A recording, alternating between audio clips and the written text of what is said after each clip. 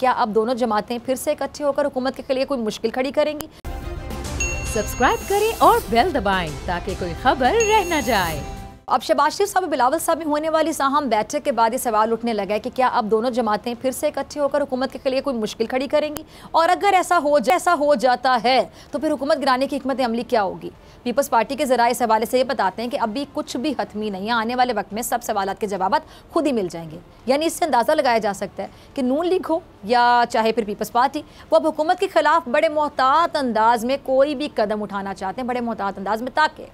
इससे अपोजिशन का काम भी निकल जाए और उनके आपस में फिर से इख्तलाफात जन्म ना ले सकें। क्योंकि माजी में आपने देखा कि जी असम्बली से इस्तीफ़ों पर नून लीग और पीपल्स पार्टी में एक वाज़े खलीज पैदा हो गई और पीपल्स पार्टी इस्तीफ़ों को अपना आखिरी हथियार तस्वुर करती थी, जबकि नून लीग और दीगर जमातों का मौक़िफ़ यह था कि इस्तीफ़े अपोजिशन की पहली चाल होनी चाहिए। इसके बाद फिर ये देखा गया कि दोनों जमातें एक दूसरे पर इस्टेब्लिशमेंट का एजेंट होने का इल्ज़ाम लगाती रही। नून लीग पीपल्स पार्टी पर यह इल्ज़ाम लगाती रही कि जी पीपल्स पार्टी हुकूमत गिराने के लिए संजीदा नहीं है और पसे पर्दा हुकूमत के साथ शायद मिली हुई है। अब इस वजह से वो असम्बली से इस्तीफ़े देने के ऑप्शन पर पीडीएम के साथ हाथ कर रही है, जबकि पीपल्स पार्टी का पीडीएम पर बड़ा इल्जाम यह था कि असम्बली से इस्तीफे देकर दीगर जमातें हुकूमत को पहले से भी ज्यादा मजबूत कर देंगी। इसलिए अब खास तौर पे पीपल्स पार्टी बहुत समझ बूझ के साथ चलना चाहती है और ज़रदारी साहब अब हुकूमत को मुश्किल वक्त देने के लिए सिर्फ दीगर अपोजिशन जमातों पर इन्हसार नहीं करना चाहते, और यही वजह है कि खबरों के मुताबिक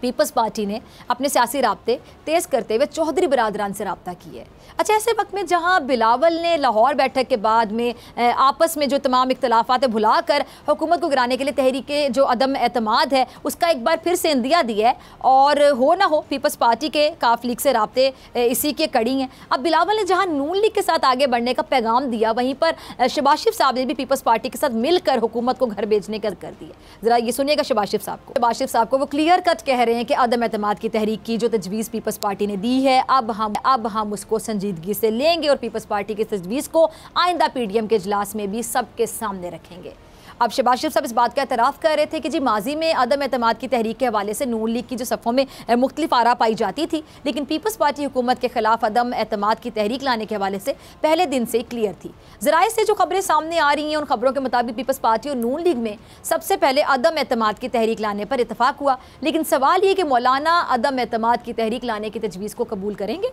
या नहीं, क्योंकि मौलाना साहब पीपल्स पार्टी से भी सख्त नाराज़ नज़र आए हैं। सवाल अब ये कि क्या मौलाना पीपल्स पार्टी को गले लगा लेंगे, जैसे कि शहबाज शरीफ साहब ने बिलावल और ज़रदारी साहब को गले लगा लिया, क्योंकि सियासत है, इसमें कुछ भी हो सकता है। लेकिन मरियम नवाज़ के चेहरे से अब भी जो तलखी है ना वो नज़र आ रही थी, झलक रही थी, गो कि वो भी इख्तलाफात को भुलाकर आगे बढ़ने की बात तो करती रही हैं, लेकिन उनकी बातों से ये साफ झलक रहा था कि वो पीपल्स पार्टी के लगाए गए ज़ख्मों को अभी शायद भूली नहीं है। मरियम नवाज़ को उनकी गुफ्तगू में तलखी की झलक नज़र आ रही थी, आपने देखा होगा उनके चेहरे को देखकर बाकायदा ऐसा ये लग रहा था, बल्कि ये नहीं लग रहा था कि वो बिलावल के आने पर कोई बहुत ज़्यादा खुश है, बाकायदा लग रहा था कि वो खुश नहीं है और शायद बहुत सी बातें माजी की उनको याद आ रही हैं, जो ज़ख्म है वो भी भरे नहीं है। अब ऐसा लग रहा था कि वो मजबूरी से या ऊपर से पीपल्स पार्टी को साथ लेकर चलने की बात कर रही थी। अब जाहिर सी बात है नून लीग के अंदर भी शहबाज शरीफ साहब और मरियम नवाज़ के अलग ग्रुप्स बने हुए हैं, और नवाज शरीफ साहब और मरियम नवाज़ पीपल्स पार्टी के हाथ कर जाने के बाद पीपल्स पार्टी के साथ चलने को तैयार नहीं थे। लेकिन शहबाज शरीफ साहब की ये जो मुफाहमती कोशिशें हैं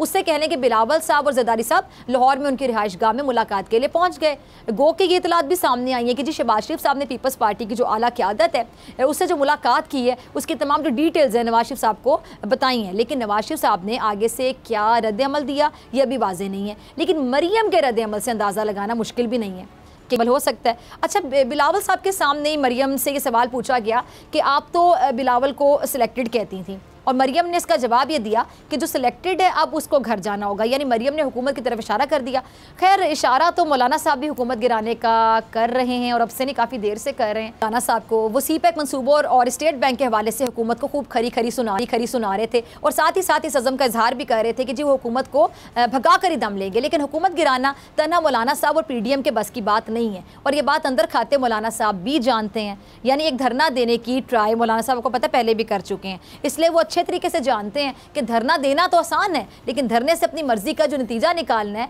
वो इतना आसान नहीं होता है। फवाद चौधरी साहब को जो भरपूर जवाब देते हुए कह रहे हैं कि जी ऑपोजिशन ने यौम यकजहती कश्मीर वाले दिन को यौम यकजहती चौरा डिक्लेयर कर दिया था। बिलावल लॉन्ग मार्च करने का कह रहे हैं, लॉन्ग मार्च में जितने स्पेलिंग आते हैं उतने तो शायद उनके पास लोग ही नहीं है। अब ये लॉन्ग मार्च तो दूर की बात, शॉर्ट मार्च भी करने से कासिर है। हुकूमत पीपल्स पार्टी और नून लीग की जो मुलाकात है उसको संजीदा ही नहीं ले रही, क्योंकि हुकूमत शायद ये समझती है कि ऐसी हज़ारों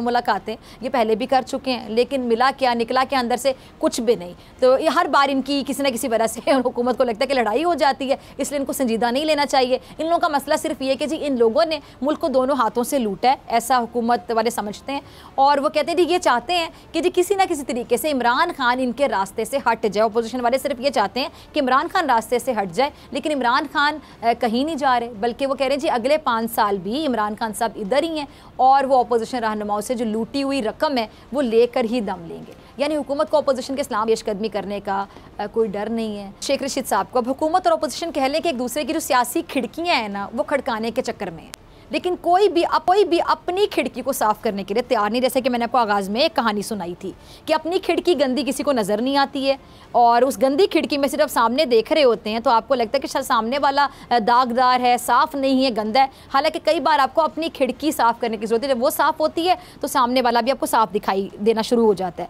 अभी जो अपोजिशन हुकूमत को मेरे ख्याल से आते हैं वो ये बताते हैं, कहते हैं कि बाकायदा मुतालबा करते हैं कि इनको ये चाहिए कि ये दूसरों की जो खिड़कियाँ हैं ना वो साफ़ करने के बजाय अपनी खिड़की को साफ कर लें। यानी अगर अपने गिरेबान में झांक कर देख लिया जाए, वरना ये जो धुंधलाता हुआ मंजर है ये सिर्फ गुमराही के रास्ते पर ही डालेगा ना, और गुमराही का रास्ता आपको पता है खैर की तरफ तो कभी नहीं लेके जा सकता। हाँ, शर की तरफ लेकर जा सकता है, और जिस हद तक शर की तरफ जाना चाहें आप जा सकते हैं। अगर आप गुमराह हो गए, भटक गए, और शर से किसी का भी भला नहीं होता, नुकसान हो सकता है और शदीद नौयत का नुकसान भी हो सकता है। शर की बजाय खैर का रास्ता चुन लें अल्लाह के बंदो, अभी भी वक्त है, वरना ऐसे नहीं चलेगा। सब्सक्राइब करें और बेल दबाएं ताकि कोई खबर रह न जाए।